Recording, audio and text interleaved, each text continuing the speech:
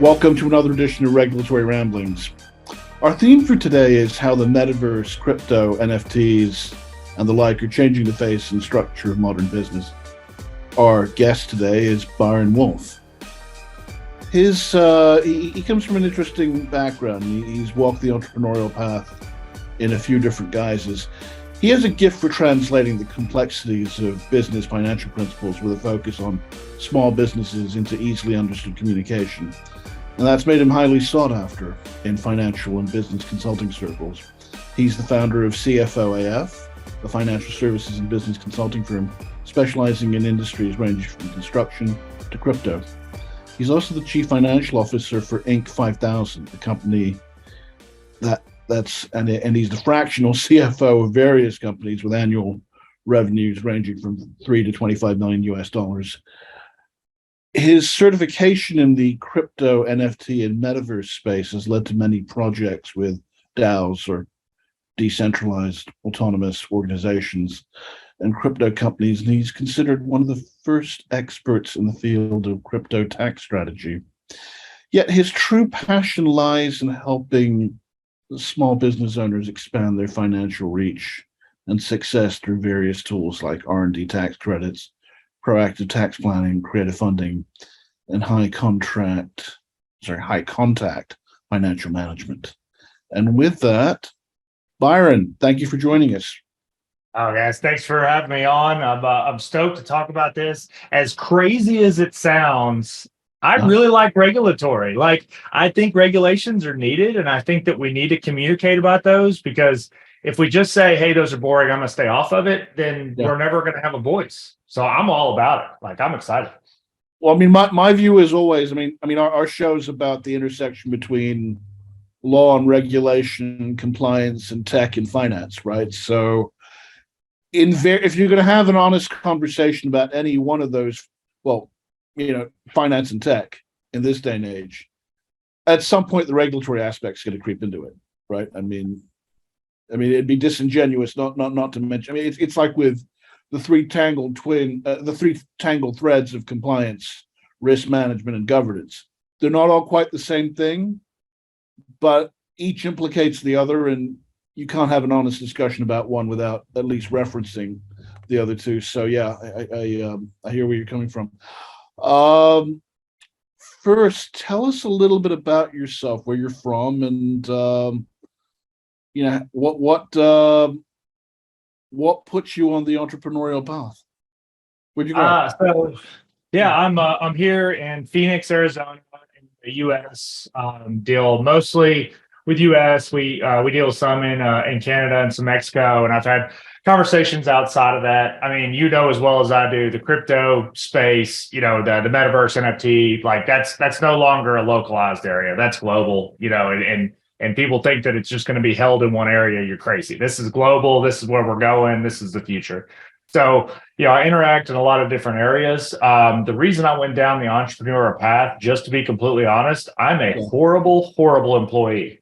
And so when you're a horrible employee, you work for yourself. I hear you. I've done a number of different things. I've started and built and sold a few companies, gotten lucky a few times and been good a couple other times. I think lucky is better than good. And it's given me a pretty wide spectrum of areas. As I get older and wiser and realize how much stuff I don't know, I realize that I love being in the accounting, the finance. I just love the numbers. And so as I expand this thing out, I found that partnering with really smart people, significantly smarter than me, and helping them to walk through the finance aspect of it and pay attention to where the money is, where the money's coming from, where the money's going, that helps me to make them definitely more profitable, more successful. And in turn, I get to share in that success. So it's just been a good ride for me. I've enjoyed it. It's a good philosophy to have. So we asked this of many of our guests, not all, but many of our guests, that it's inescapable in this day and age, but different people had epiphanies at different moments about fintech and crypto being here to stay. It wasn't that you couldn't just write it off as a fad it was something you had to pay attention to and you had to learn about. Otherwise, you weren't going to add value as a professional or whatever field of endeavor you were in. So what was the moment that you said to yourself that, yeah, I need to pay attention to crypto? I'd always known about it. I bought some things online that, were foreign country, and they said, hey, we only do crypto. So I had to research that, found out what it was interacting already on crypto. The crazy thing for me, this is when I knew that this was going to be a thing. So I was out with a buddy. I'm a cash person. I like to carry cash. I just don't like being without it. I just don't trust, not having it. And yeah, it's old fashioned. Yeah, old fashioned. Yeah, it's old fashioned. I'm an old fashioned guy. No problem with that, right? I even like to drink an old fashioned every now and then. That's how old fashioned I am.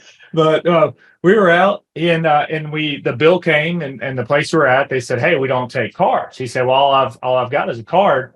And I remember sitting there thinking, if I didn't have cash, this guy's going to have a really bad situation. And I know that doesn't sound like crypto, but what I got to thinking is what is the one thing that's going to allow people to go anywhere and do anything? To me, crypto is that. Like when crypto gets to what I think it will be, our wallet will be ourselves. And so you'll be able to go anywhere, transact business in any situation, pay for anything, trade, whatever, within that crypto space. There's always going to be multiple ways to take money. And I think cash has kind of gone out the door, right? I think we're in an environment where we saw it with COVID. A lot of people, hey, I'm not taking cash. I don't want your painted bills. It was credit card or interacting without interacting. And so to me, that moment, I said, there's going to be a solution to cash going out. And that's going to be crypto. And it's going to become a truly digital transaction. I don't even think it'll be a swipe the card, tap your card, any of that stuff. I think it's literally going to be, I'm the wallet, and I'm paying your wallet. And the taxes go out that way. Like it hit me in this interaction. Like this makes more sense. The government collects taxes at the end of the year, hopefully, maybe not, depending on if you file correctly or not. But if they could, every transaction, the way that NFTs are traded, if every single transaction, that a little piece of that went to the government for the tax, it would simplify the tax law. You're not worried about carrying cash, carrying credit cards, somebody stealing those. Your wallet is what your wallet is. It's you. There's going to be some kind of metric that allows you to transact that business, or people can't get into that. I mean, it's the whole point of how crypto works, right? Is these micro, calculations. Well, not micro, they're insanely complicated, but they happen very quickly. And so this is going to allow it. So this is security, it's convenience, like all these things come together within the crypto space. And we as humans, and I'll throw myself in this boat, I won't put any belts out, we're lazy. And crypto is very simple. And so if we get into that and we create that environment, you're not carrying a wallet, you're not carrying cash, you're not trying to figure out how to pay the tip, it's built in. You're not figuring out how to pay the tax man that percentage or whatever. It becomes very simplified, and everything is just on that universal system, that global virtual system that goes out, and it's all electronic. And to me, that simple interaction of him not being able to pay cash because he didn't have it, that really was like, there's going to be an alternative to this, and that's it. That's going to be the difference. So that was kind of my epiphany of that crypto was here to stay and it was going to be a thing. Interesting.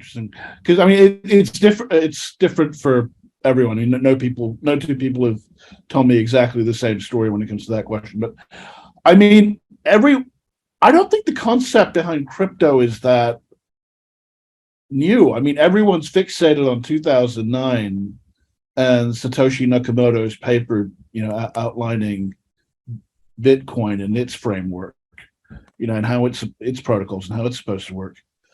But if you look at think back to the sci-fi shows that were on TV in the 90s, Star Trek, Deep Space Nine, Voyager, Babylon 5. These shows envisioned a future where it was all electronic currency, it was traced, and it was on an electronic chip system, either on a card or a chip embedded under the skin. Yeah. And now we're hearing about transactions that can literally be done through the recognition of retina eye patterns in the blink of an eye. Yeah. Yeah, it was done already. I mean, it Yeah, it's existed. done. The technology Yeah. existed in the 80s, if not Yeah. earlier. Yeah. Remember that Bond film where that Air Force guy has his retina scanned? And that's how Yeah. the bad guys managed to, it was the 1983 Never Say Never Again, where Sean Connery came back. And yeah, they scanned his retina, and that's how the bad guys got access to nuclear weapons. Yeah. Yeah. These concepts aren't new, and that's the beauty of this. History repeats itself. It's just new versions of old concepts. And so I was a Variation on child. a theme. Exactly. Yeah, variation.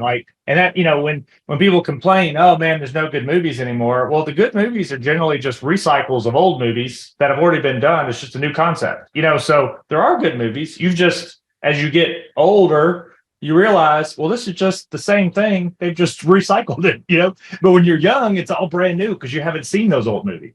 Well, think back to the 70s when 3 Days of the Condor came out. Okay. To us in the 90s, and I saw that for a film and history course, that was no big deal. But back then, to have that many computers and screens in a spy movie, that was considered a high level of state-of-the-art high tech for its time. Yeah. Fast forward to the first Mission Impossible movie in '96.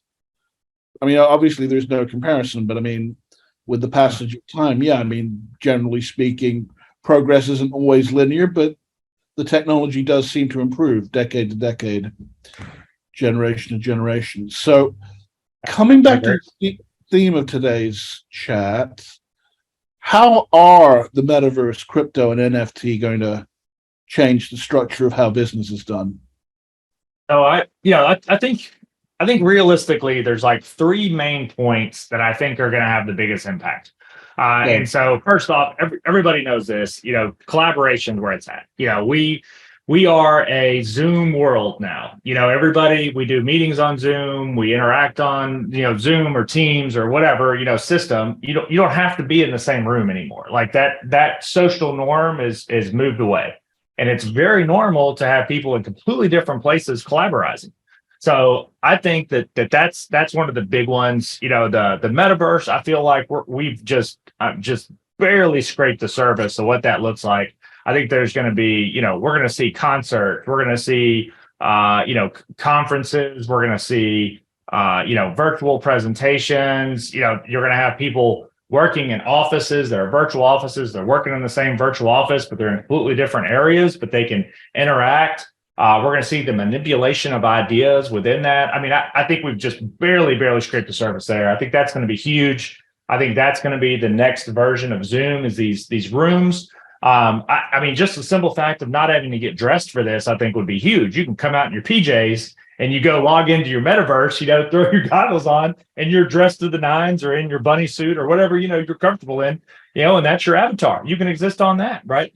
There's no travel, there's, you can step out of it, you can step right back in. And so, people can take breaks as they need. I think that's going to be huge. I think collaboration is going to be a big one. I think monetization is going to be huge. We see that with Web3 coming in, you actually own your data. I think monetization is going to be massive. With crypto, the way that it is built, there's peer-to-peer lending. It eliminates the really heavy toll of third party. There's a belief that third-party systems will go away completely. I disagree with that. I think we're always going to need kind of a third-party platform system. I just think that that's just the reality of it. But, the days of that taking a massive piece of that, I think those are about done. Like, we're not going to see these massive transaction values that, take the majority of the profits. I think we'll always have that, but it's going to be such a tiny piece because of the automation aspect that I think that's going to be huge. I think we're going to see brand new ways things are monetized. Brand new ways of making money, getting paid for your work, getting paid for what you do. You're not going to see the monopolies necessarily of like the social output. So I think that's going to be a really big one. And then tying into that, and I get it, monetization and payment are very similar, but I separate those. I think the way that we transact business, dealing with payments is going to be completely different. Like I was saying earlier, when when we can take a tiny piece of something and we're paid in, it's just going to streamline that process. Like you were saying, I mean, we saw it, in these 80s TV shows, 90s TV shows, and they bloop, bloop, scan your little under the skin and you're good. You just walk right through, you're good to go. I think that's going to be a big thing with NFTs. People will buy them, they'll own them, they'll become who they are. And that's their access into things. That's their golden ticket, so to speak, if we're going to go Willy Wonka on it. But that's their ticket. They can get in, it shows them who they are. It's a status. Like you can have these art pieces that are essentially digital, and the status is the big piece. Like the Mona Lisa is a beautiful, beautiful painting, right? But like I would argue that a big piece of that is owning the Mona Lisa, right? Like I've made it to this point where I own this artwork. Like I own this that nobody else has, this one of a kind. And so that concept in the NFT space, that non-fungible token that cannot be duplicated, it's not, not the same, it's a one of a kind, it's a snowflake, right? That bragging rights is huge. So I think that the payment system is going to become completely different than what I grew up with, or even what, my kids grew up with. I think, my kids' are going to see a different platform than we had. So to me, it's those three main pieces: that collaboration, the monetization, and the payments. Those are really, I feel like that those are going to be the big three. But we haven't seen anything yet. I mean, we're just scratching the surface on what these things can do. So it wouldn't blow my mind if you talked to me in a year and I said, well, let me throw this fourth and fifth one in there, because I wasn't even thinking about this when we had this conversation, So, but yeah, those are kind of the big three for me. Yeah, I mean, NFTs have gotten a bad rap because of the scams that have been involved. Though, of course, there is utility for NFTs. There is a place for them. There is a role for them beyond just JPEGs. But that's what people see. That's what the press covers, and so perceptions are shaped accordingly. I've seen two big uses in the NFT space. Sorry, I didn't mean to interrupt you, but like we're already seeing big use in this. So we're seeing artists, and I'll stick with musical artists that are able to self-publish, put that stuff out, and sell those NFTs, and then that's going to get traded. People can share, they can trade that song, they can put that out there, and then they're going to get those residuals. So instead of paying a lot of money to the person that's going to produce that, they're able to go out full force almost immediately and get paid for that. Like they're going to get a return on that. The other thing that we're just starting to scrape the surface in, my charity Operation Lightshine that I'm involved with here in the US, we're already seeing a charitable use of the NFTs. So we can put something out, somebody buys it, and then they're incentivized to sell that and other people to buy that, because every time they do, that little piece of that transaction goes towards that charitable purpose. And so people get to buy something that's a charitable, right? That's an artwork or it's a piece of value, but they get to benefit the charity in that process. And then they're going to sell that to another person, or they're going to sell it, to a group or whatever. And we're going to see this recurring revenue that comes from charities. One of the biggest things that hurts charities is not having funding, or not being able to count on the funding. And so when these things are transacting on a regular basis and they have all these things out there that are giving this recurring revenue, then they can plan better in that charitable aspect. So just in those two pieces alone, I think NFTs are going to come back. But I agree 1,000 times with you that they bad rap, too many people using it for fraudulent purposes. But any new concept is going to be that until people understand it.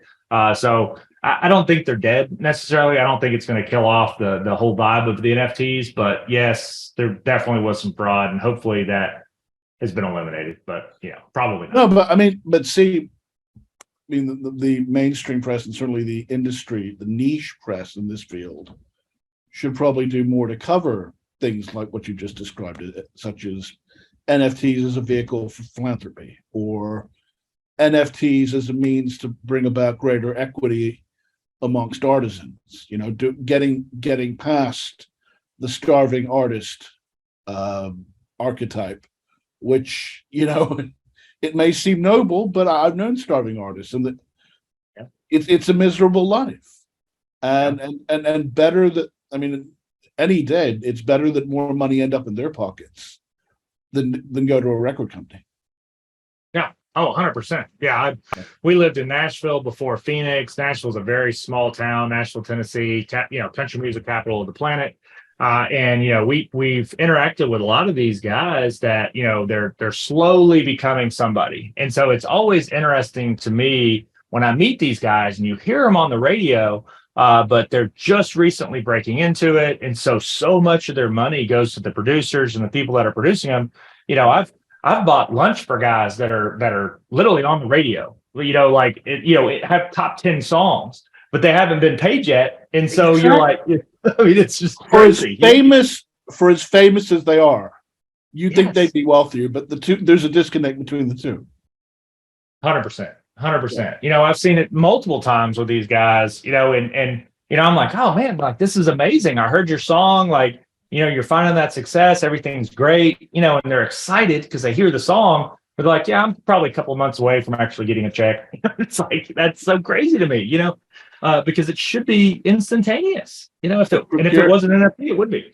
It's a precarious life, and I'm glad that technology right now can enable artisans to have a comfortable life, own their own work, and live life on their terms, which I think is what most of us want, right? I mean, so. 100%. You want to get paid for what you produce. And I don't think that that's selfish. I don't think that's a bad thing at all. If you produce something that people like and it's popular and people get some joy out of it, I don't think it's selfish to expect some joy back into your life. And if that joy that's returned is a monetary joy, if that brings you joy to get paid for your time, your production, there's nothing wrong with it. Certainly if you care about the performer's career and well-being. Yeah, for sure. 100%. So you've been involved with DAOs, Decentralized Autonomous Organizations. What's your sense of them? I mean, what utility do they serve in this new Web3 fintech ecosystem? What role do they play? Why do we need them? Is it just hype? I mean, what are your thoughts? So I'm gonna go out on a limb here and I'm gonna make a prediction. So hopefully, years from now, when people listen to this, they're gonna come back and they're gonna say, "Man, that Byron dude was on something." So here's my bold prediction. You heard it here first. You're here to hear first. I think DAOs will be in line with your typical business structures. I think when in 2 years, 3 years, 5 years, 10 years down the road, when people talk about corporations, LLCs, partnerships, I think DAO is going to be right there in it. I think it's going to be a structure that becomes a standard for how people do business, how people organize, how people interact with each other. In a business world or a charitable world, whatever. I think the DAO is going to be one of those. I think it's going to become synonymous with that. I think it'll be the same as when you talk about corporations or any of those. People will throw DAO into that. That's my bold prediction. So when your typical law student takes business organizations and they learn in their second or third or fourth year of law school, and they learn about agency and partnerships and the law of corporations. And do you think DAOs will be part of that mix? I do. Yeah, I really do. I think they're going to have to talk about it in contract law. I think it's going to come up, big time. I think, when they're looking at their regulatory compliance, I think it's going to come up because they're treated very differently. But I think that as they develop, it's going to develop the regulatory environment around it that we have got with LLCs, we've got with C corps, S corps, like you name it, all these different structures, charitable organizations, 501c3s, all these organizations. I think the DAO is different in the sense of it is created a niche that exists. It's sui generis. It's of its own kind, and that therein lies the struggle. Policymakers and regulators and even lawyers aren't quite sure what to make of them because they don't fit in any of the existing boxes. They don't neatly squeezed into any of the current paradigms. Yeah. I think like one of the biggest questions is who's responsible, right? Yeah. And like, and that's a tough one, because you can define that for any other organization. There's always somebody or some group that's ultimately responsible, right? And with the DAO, that doesn't really exist unless it's done improperly. That doesn't really exist, because if done improperly, somebody goes and gets an EIN, they create an LLC, and then they say, okay, well, now we're going to create this DAO. And then they convert that. Well, now you've got somebody that's ultimately responsible. But if created correctly, the way that it was intended, it's owned by the mass. It's everybody. Everybody has a vote. Everybody has a piece of of responsibility. Everybody can post an idea, post an option for the DAO. I don't want to say everybody has equal voice, but it's the closest I think we've ever been to everybody having an equal voice in a structure we've ever had. Because people thinking in old-fashioned terms, people thinking in concepts of yesteryear will say, okay, fine. If everyone's responsible, then let's just chalk it up to joint and several liability. Yeah, because that's where the rubber meets the road. When something goes awry, when something bad happens, who's liable? Who do we hold to account? Exactly. That becomes the fundamental query. And and I can't wait to see the first court case that comes out in, because I think that's just, it's going to be chaos. It would have to go to the Supreme Court, because that by then it will have become such a pressing query. Yes. That there would need to be a definitive answer for all the land. Yeah. And the beauty of an exceptional lawyer is that they can create an argument based off of a history that convinces the world, or at least the people that it matters, right? Like, I've seen some beautiful cases outlined by some amazing attorneys, and they take pieces of law that already exist, they structure this in, they create this narrative. They're storytellers, like, let's call it, and that's not a bad thing at all. I think it's amazing. When you get a really good attorney, they're amazing storytellers. So they create this narrative based off of this history, and they present that, and people say, yes, that makes sense. We agree with that, right? And so, and my not being a lawyer opinion. And so I think that's going to be very, very difficult with a DAO that doesn't have that history. We don't have a history to pull from and say, okay, well, this is how we did it in whenever, and this is how we did it based on this. And so based off of this, and this piece, we're going to put these together, and this is our opinion of how that needs to work. And then people say, yay, I agree, or no, I don't agree. We don't have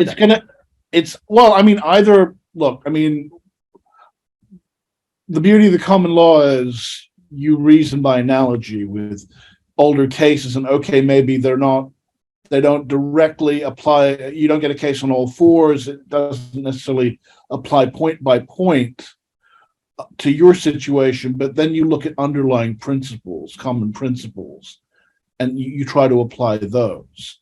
Now, the European and the American systems, there's a degree, they're starting to resemble each other. Even in the US, you have aspects of the law that are codified, and there are other aspects that are left up to case law. It's going to take a lot of creative lawyering. They can do that, or they can do what they've done in other areas of the law, which is get the best and brightest minds, lock them up in some retreat for a weekend or a week or two, and see what they come up with. Yeah. I mean, that's how you got the 33 Act, the Securities Act, the 34 Act, the Securities Exchange Act, the Uniform Commercial Code, which governs sale of goods, secured transactions, all the rest of it. That's how a lot of innovations came along. But yeah, I'll be curious to see how the Supreme Court decides on DAOs, because I don't think there's necessarily been a fintech or crypto case that's gone up to the Supremes or any of the circuit appellate courts in the federal system in the U.S. I might be wrong, but certainly not the high court. But yeah, I mean, they're dealing with doctrines and concepts and rules, oftentimes established in a very different world. And again, it's going to take creative lawyering to apply that to a new realm. I remember something my cybercrime professor said, which was, you guys are thinking, oh my God, how do we label all these new crimes in this unique setting of cyberspace? And he said, that's the wrong way to look at it. He said, what you're dealing with are crimes that have counterparts, that have analogs in the real world. And it's up to you to know your common law, criminal law well enough that you can identify the elements in cyberspace and apply the existing criminal law that you know to this new domain. Oh. Well, I mean, I don't want to back up too far, but you mentioned something. You said that the great minds came together, they locked them away in a retreat or whatever, and then they produce. And so my concern with the DAOs is that we won't do that in time for when something happens. And then we're going to be trying to piece this thing together with chewing gum and electric tape, so I'm a fan of it. I think that's 100% exactly like I would back your play 1,000 times over. Let's get the best minds in it. Let's lock them away at a retreat. And let's say, hey, at the end of this, we want a framework of how DAOs are going to be regulated, managed from a legal aspect. You can't answer every question. Well, let's at least get a framework. We don't even have a framework at this point. We got nothing. It's going to be chaos when it occurs if we don't do exactly what you said and get some kind of regulatory framework around this thing that we can build off of. Because we don't have exactly to your point, we don't have that history of that. We don't have these pieces that exist that we can pull from and say, okay, well, I'm going to pull from this and I'm going to pull from this and pull from this, and then we're going to relate it in. Those don't really exist. And to your point, we don't have a lot of crypto issues yet. I mean, we have, XRP, Ripple, they've got their big lawsuit in the US right now they're trying to get through. So we do have some that have occurred, but they're very specific items, not necessarily generalized items that we're going to be able to build a framework from. So I agree. Let's build it before we need it. I think that's the best way to do it. Hard to build a boat when you're drowning, but you build that boat before it rains, you're in good shape.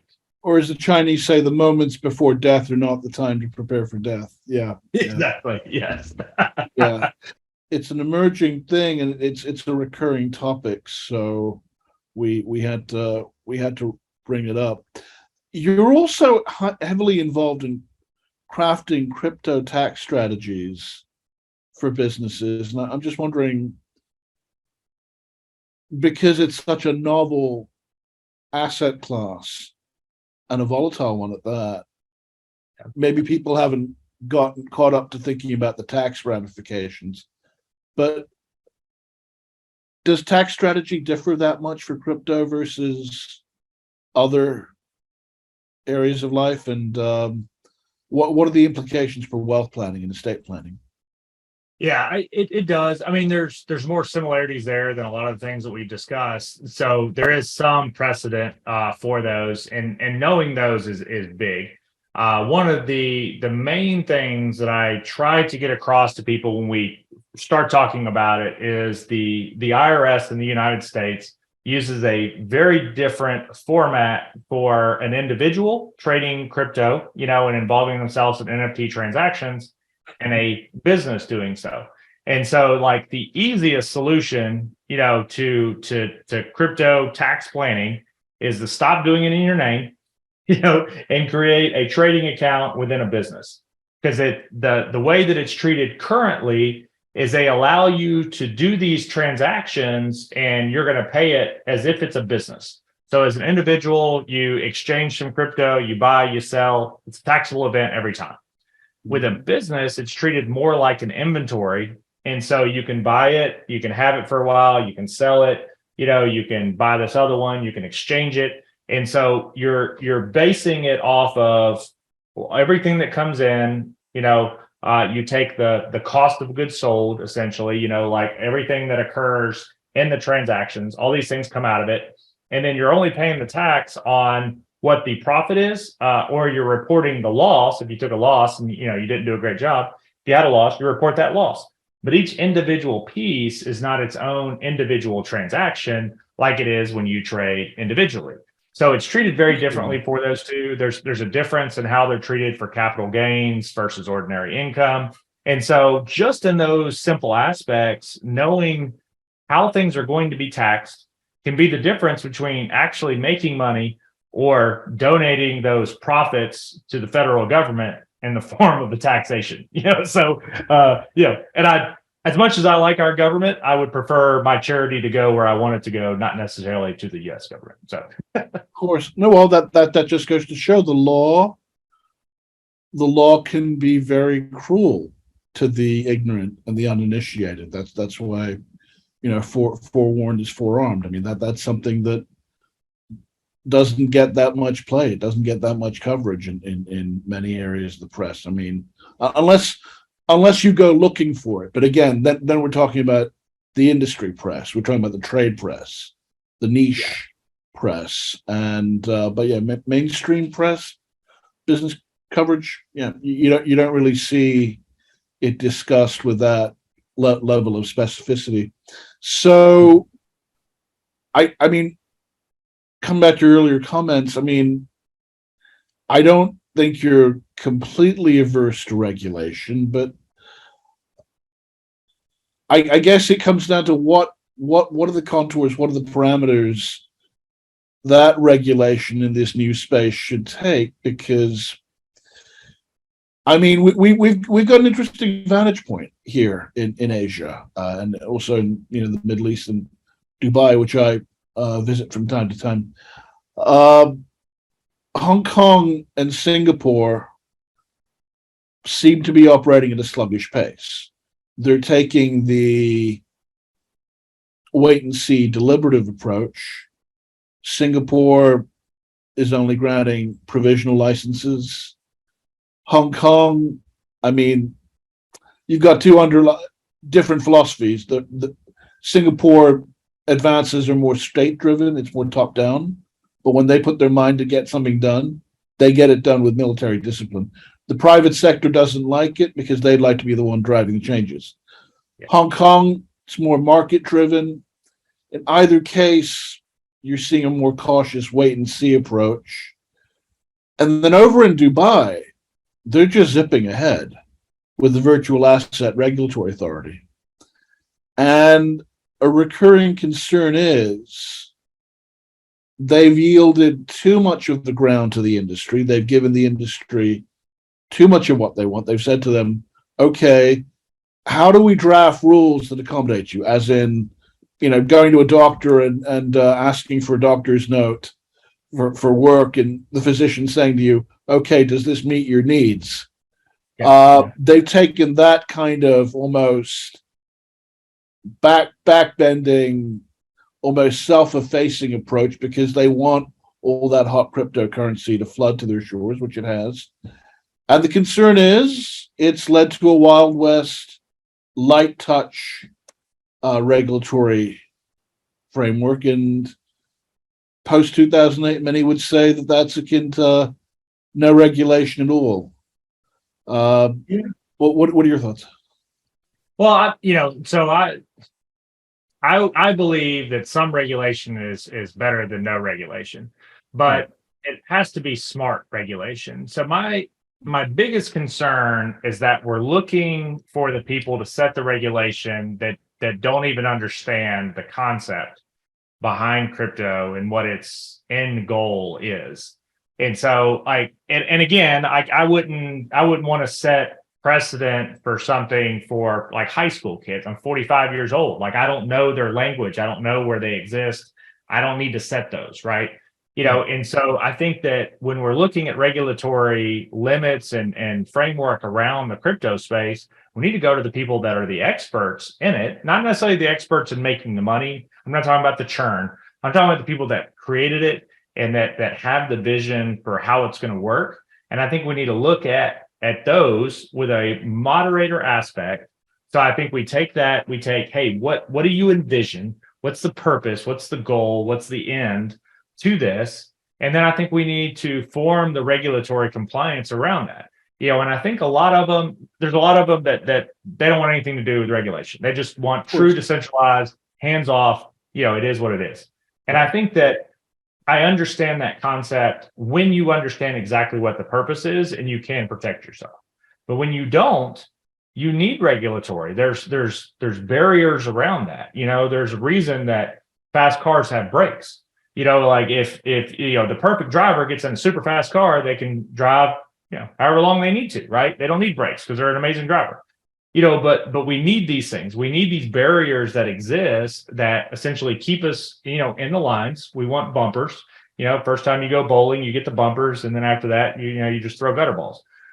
So if we have the if we have the bumpers, then we can navigate this system. And what I hate to see is people that get into it and they get bad advice in the crypto space. They put money behind something, that's just horrible, what they call like a shit coin or something. And they put their money in these bad investments, they lose their money and they say, oh, this is just a big scam. I don't want anything to do with crypto. It's just a big scam. I just wasted money. Well, you didn't understand it. Like, you don't invest in things you don't understand. And so just because your mailman told you that, X coin is going to go through the roof, well, if your mailman knows it, then probably everybody's heard this. It's probably a bad gamble, and at best, it's insider trading. At worst, it's just bad advice. So have an understanding of it. I think we need education, probably more than regulation, but I would love to see that educational format that exists within the regulation. Like in the US, we have series for certain things. We have accredited investors versus non-accredited investors. We have versions of that all over the world.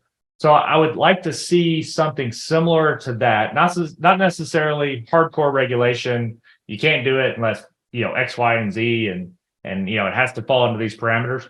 But I'd like to see bumpers that exist and then an educational format behind it. And as you become more educated and you understand the system better, then you can interact more often, or to a greater degree. So to me, that's where regulatory starts. And again, man, I loved what you said so much. I really do want to come back to this.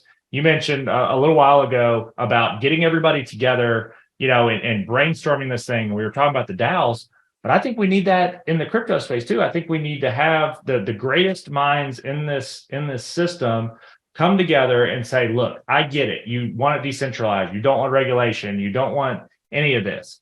But to the lay person, the person that doesn't have the understanding that you do, what are some things that we can do to safeguard them?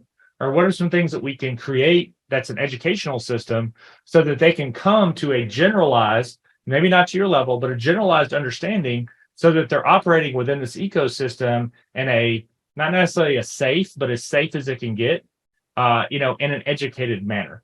And then create that framework around that. Like, to me, that's the answer. It's not overwhelming regulation. It's smart, like thought out educational regulation. And I think if we can get to that point, I think people can get behind it, and I think it would work a lot better. It's going to be something that's going to be able to be built on, versus hard rules. People do like bright line rules because that way they know where the limits are and they know what's expected of them. They know what their rights are and they know what their obligations are. The other thing is, I get when the regulators say, okay, we're going to gazette these rules. We're going to put them, say, in the US in the Federal Register. The industry will have time for notice and comment. The concern, though, is if we look at what happened with Dodd-Frank in 2009, you had too many former industry people from Goldman Sachs in the Obama administration, and they were writing key provisions and they watered some of them down. And so the feeling is the industry had too much say in the rules that were meant to rein them in. And, Obama, I think Obama, to his credit, said the industry gets a seat at the table, they don't get to buy the table. Yeah. Even though that's, in the eyes of many, that's basically what ended up happening. But that's a laudable goal to strive for. But yeah, that it just goes to show how powerful industry interests are and how aggressively they're going to fight for their interests, because they've got something good going. They're not going to prostrate themselves and lie on their backs and let you take what they've got from them. I mean, it's the age power is something you take. It's not something you give. Yeah. So yeah, I mean that is a concern. And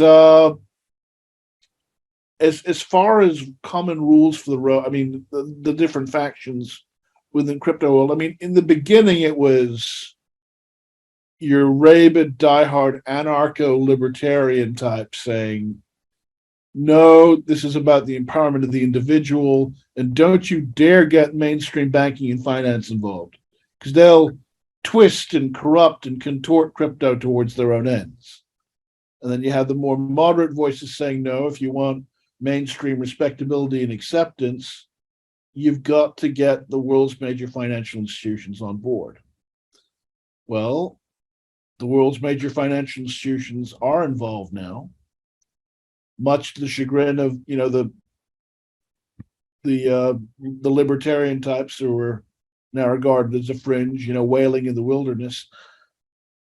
And the feeling is that, okay, once the banks come to grips with this technology, that it's going to serve their own purposes. That these efficiencies are not going to lead to lower fees for customers.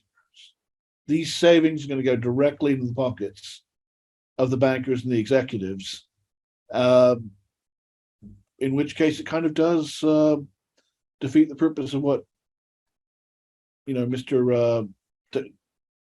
The founder of Bitcoin had in mind in 2009 when he released his paper.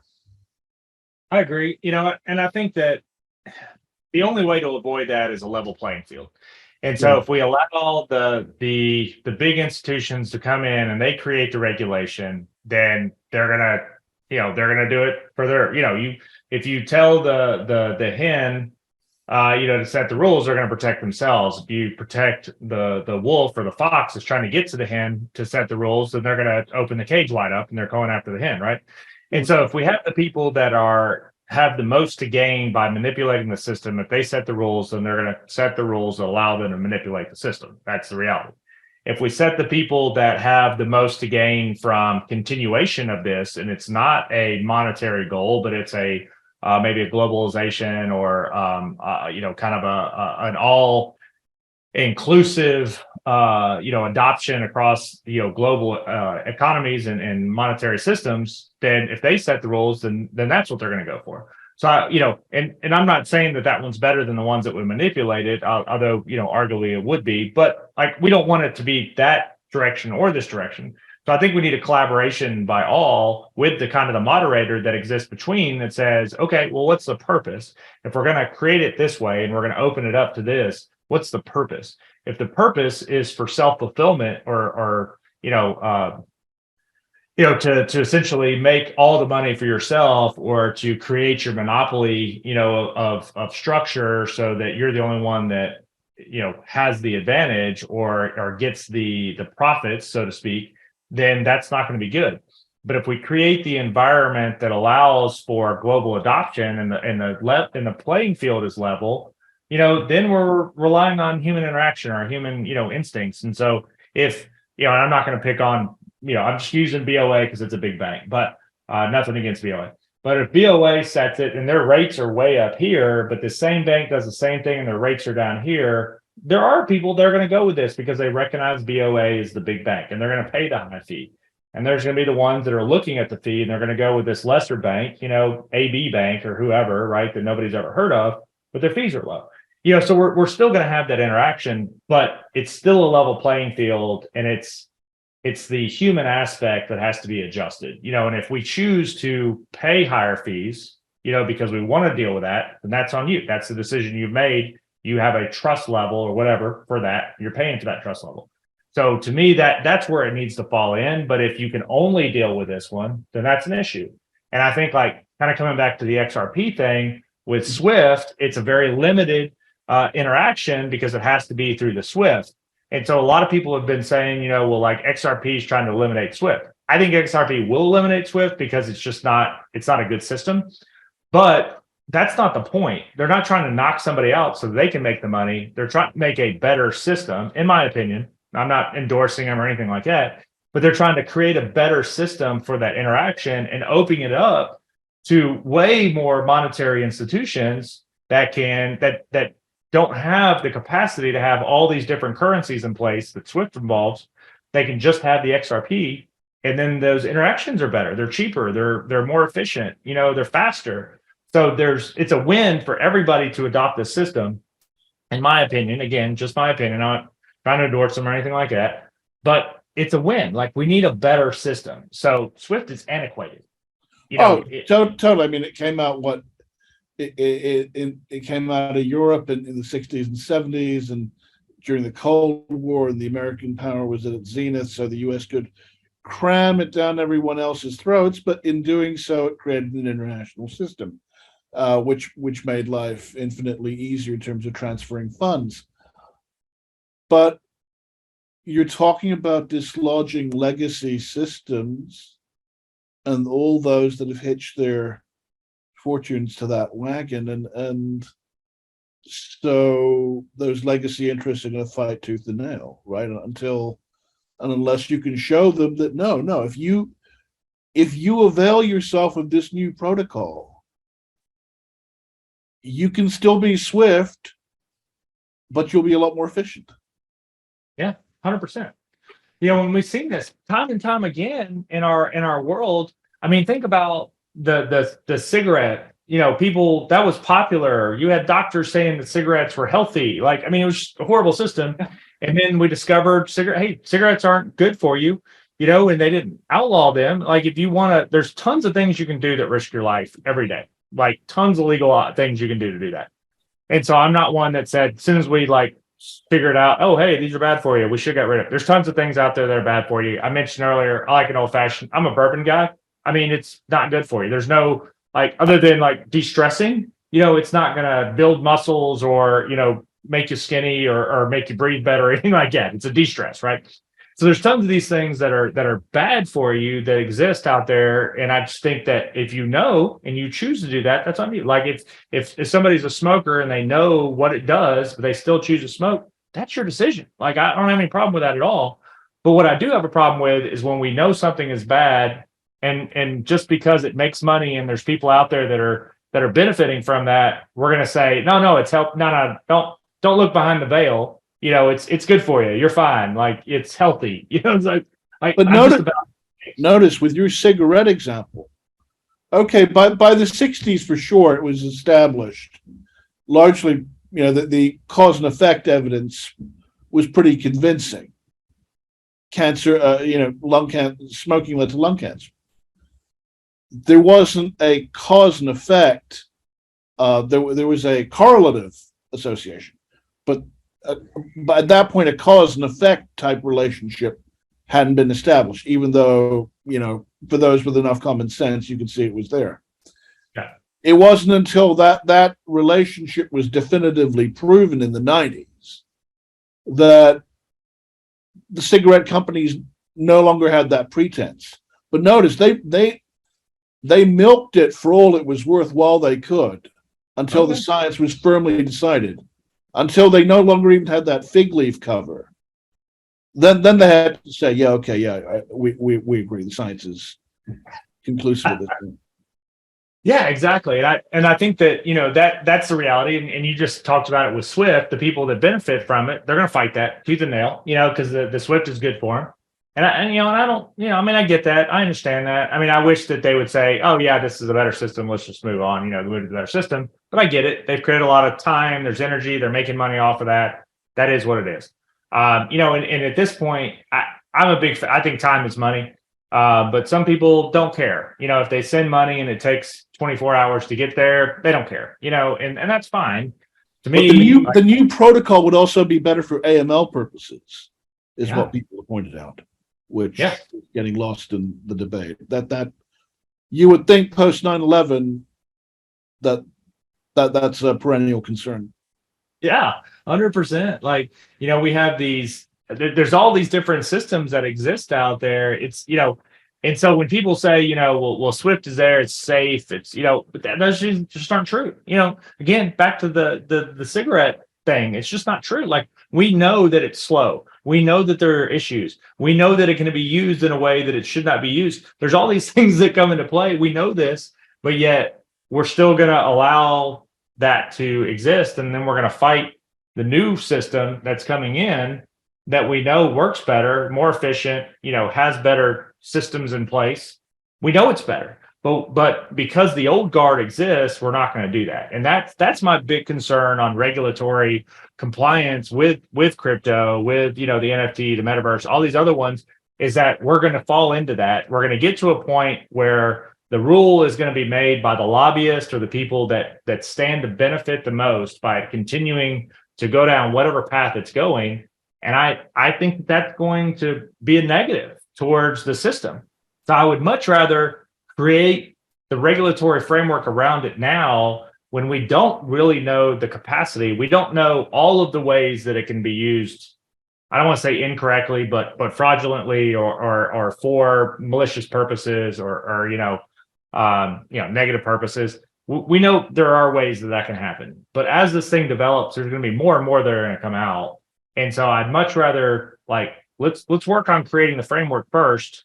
And then maybe we can stop those things, or maybe we've created an environment, instead of band-aiding it, let's try to solve the problem first. Let's set the leg instead of band-aiding. There's a paper that's out by Lee Reiners at Duke University and Sangeeta Ghazi, who's a third-year doctoral student here at HKU in the law school. And they're basically saying that, okay, when you look at SVB and Silvergate, I mean, that those situations were resolved, and it wasn't as bad as it could have been, because multiple financial and banking agencies had sufficient guidance from the Office of the Comptroller of the Currency, and that it didn't affect the mainstream financial system. It didn't affect mainstream banking. There was no contagion. There was no systemic risk, but it could, risk can multiply, and the same is true with crypto. But you can't have, as they say, an ad hoc approach. Every time a bank wants to get into crypto, they have to seek permission. They're calling for a more comprehensive framework be erected now, such that should things go badly, there are safeguards in place. But as you and I know, that has never been the order of things, especially in a society as reactionary as the US. It was only after 9/11 they passed the Patriot Act, for example. It was only after the crash of 29 you got the 33 and the 34 Acts. It was only after the global financial crisis in 08-09 you got Dodd-Frank. The tendency seems to be technological development and business grows at its own pace. And then there are abuses, things go awry, people get burned, lose money. And that's when the regulators come in to do their investigation and craft new rules. Mm-hmm. Yeah, it's like that's historically the pattern. Yeah, it's coming in after the fire and telling you how you could have prevented the fire. Precisely. That's not helpful. I mean, I don't want to say it's not helpful. Hopefully it helps the next person, but let's do it before the fire, and you're right, 100%. We've dealt with that numerous times over and over and over again.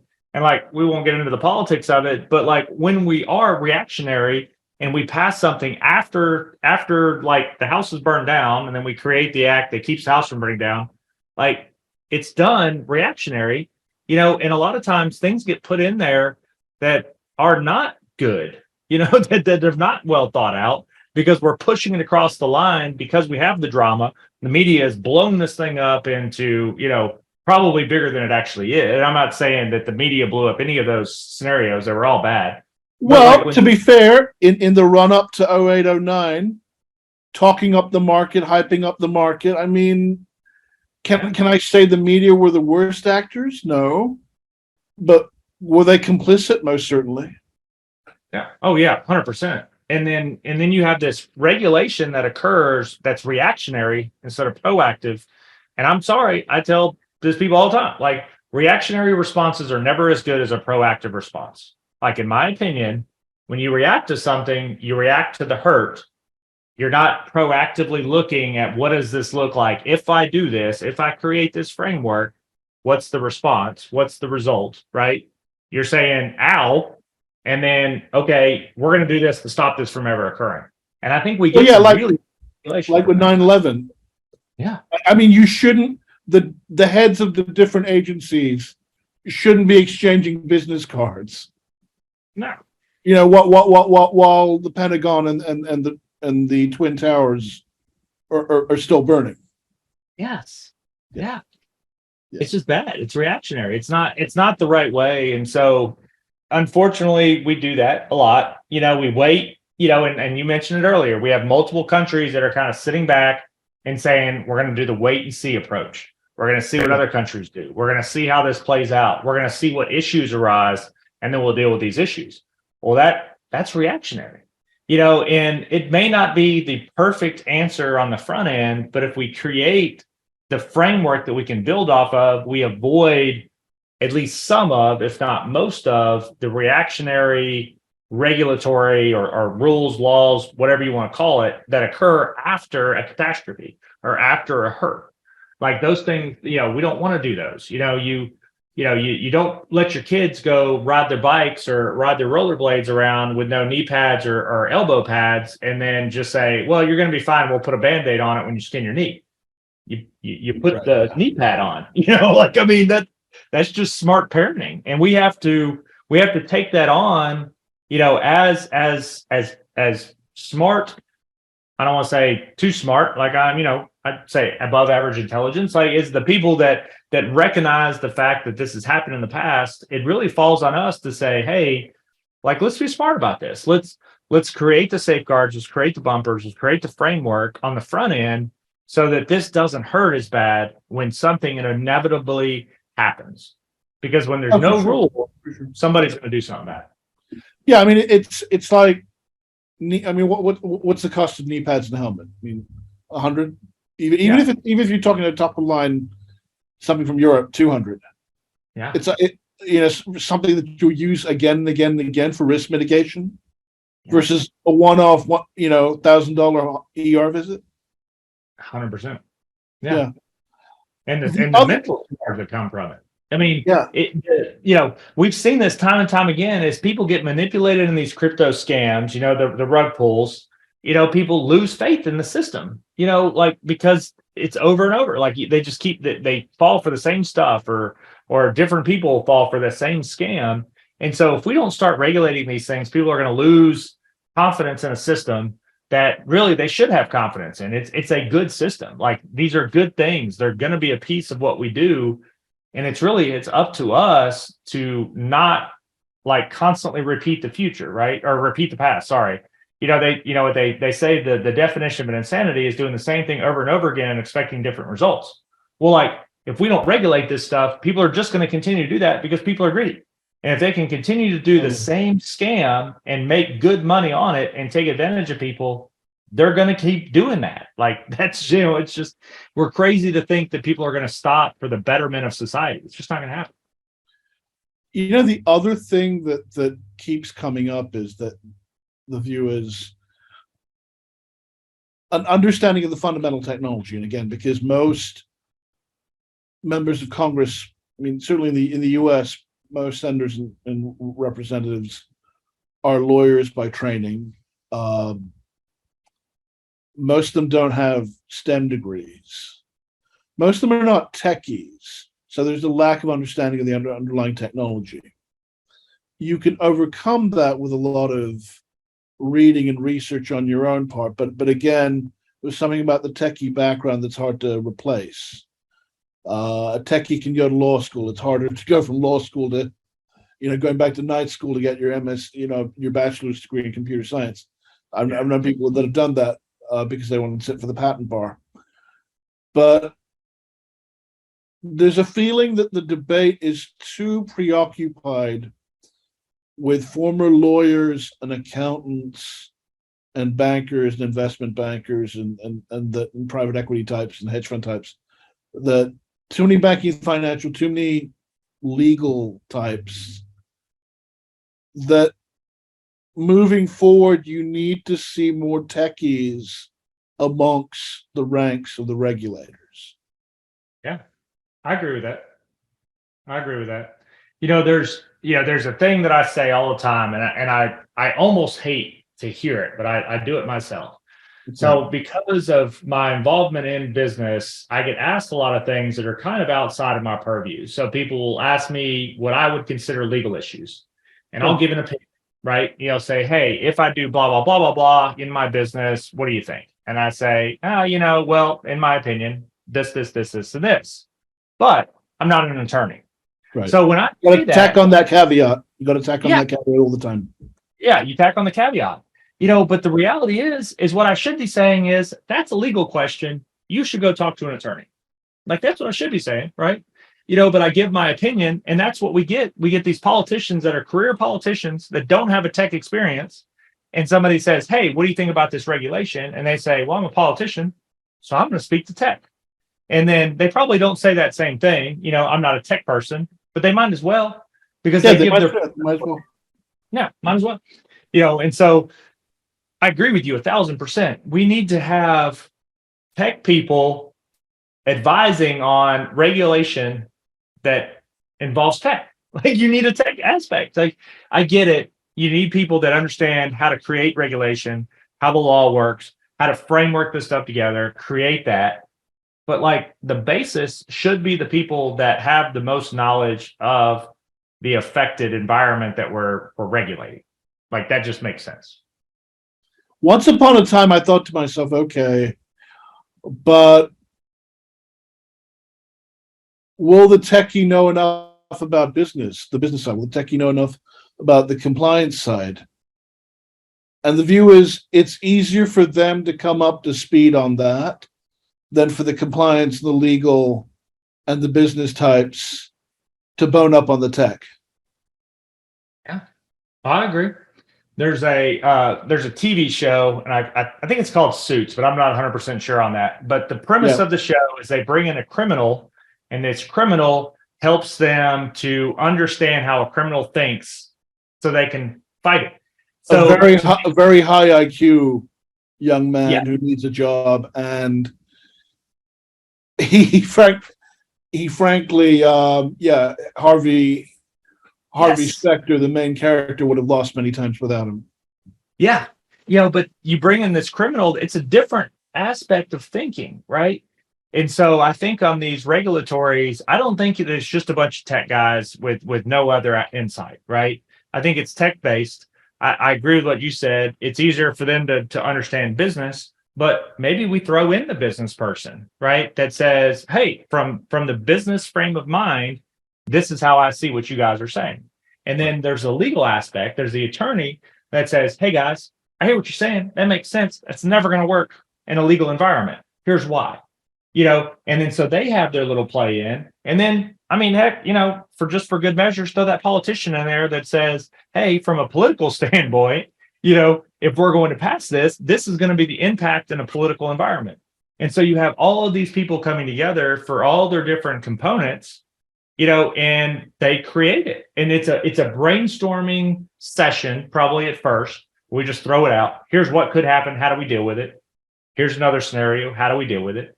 And then we create that around it because we've worked out some of the possibilities, hopefully most, probably never all, but a good chunk of the possibilities, we've worked that out and we've created the framework around that. We've put the bumpers up so that the bowling is way easier.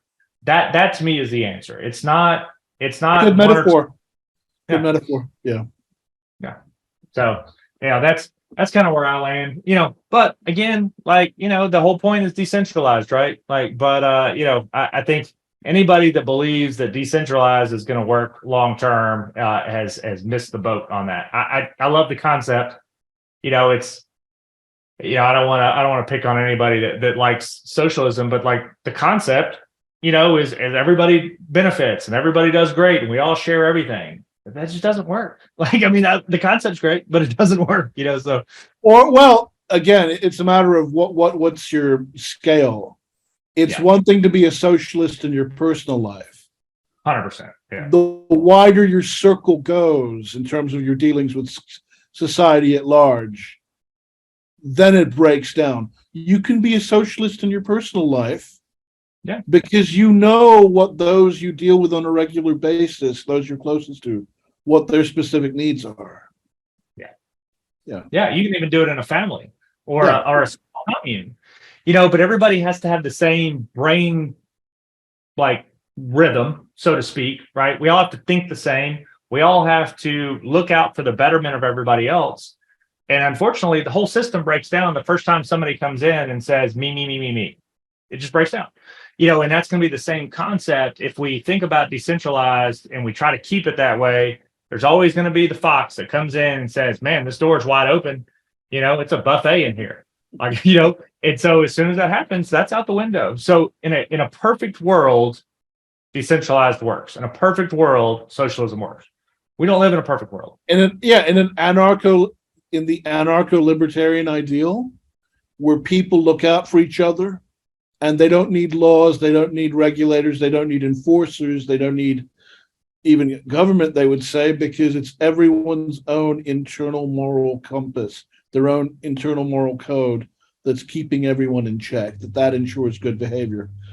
But again, this world was never intended to be, if you look at the religious traditions of many faiths, that this world was never intended to be an ideal place. So, what I'm saying, for the libertarians' ideas to take off, for their utopia to exist, you'd have to have a fundamental shift in human nature.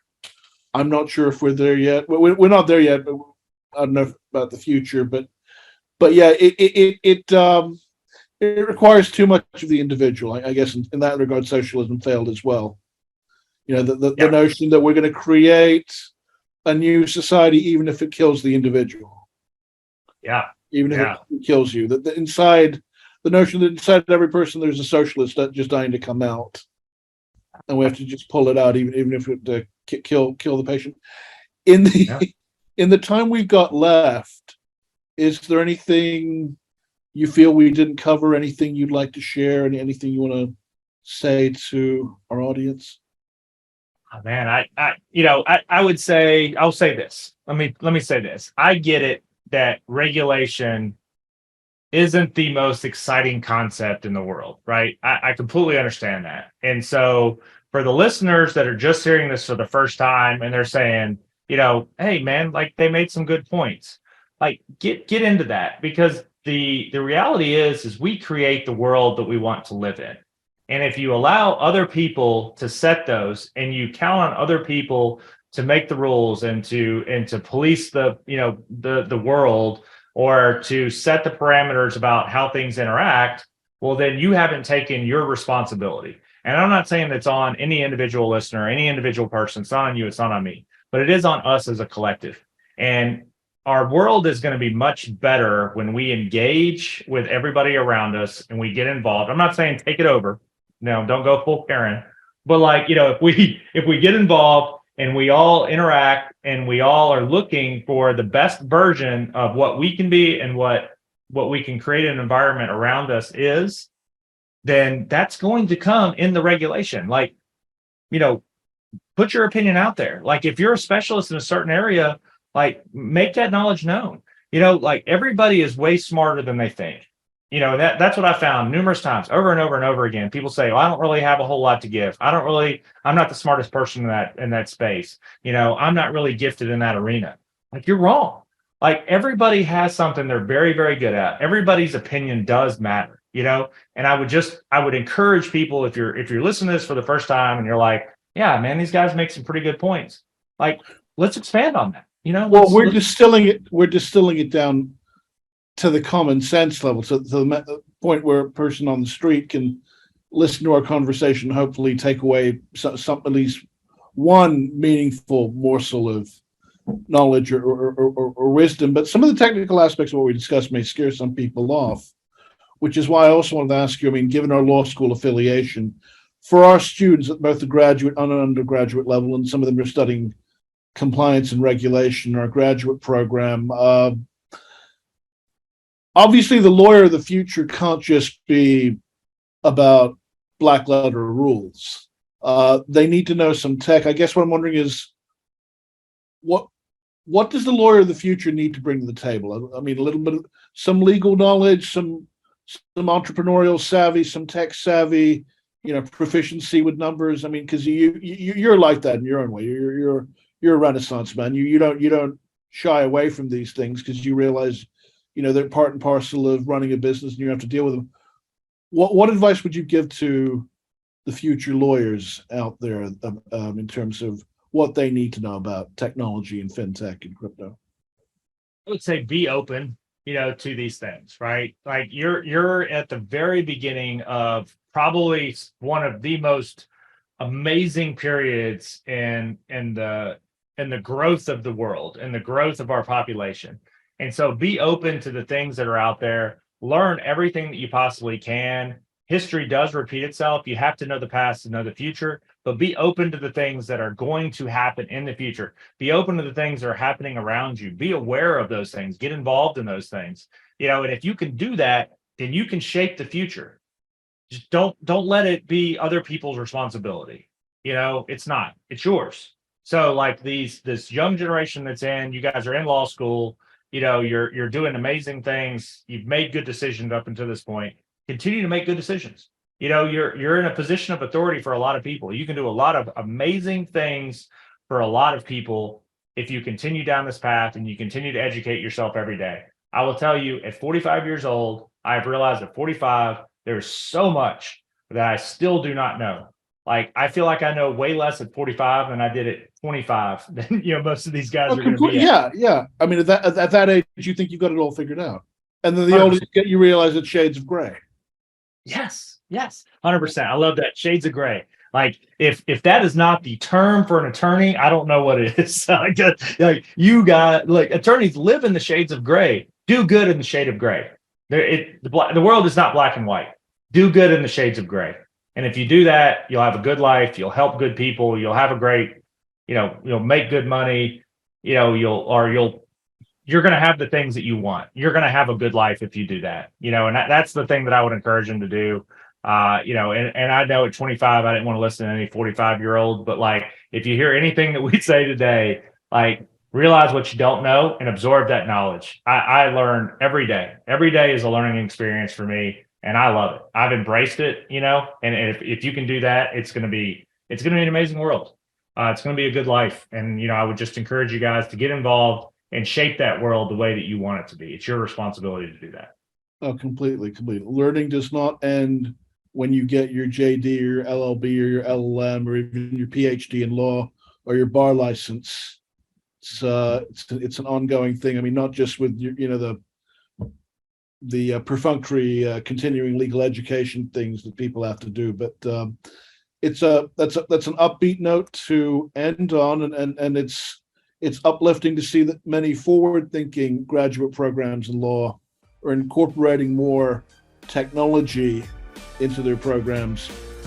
Byron Wolfe, thank you so much for joining us. Thank you for having me. I had a great time. Likewise, must do it again. And to our audience, thank you again for joining us. Until next time.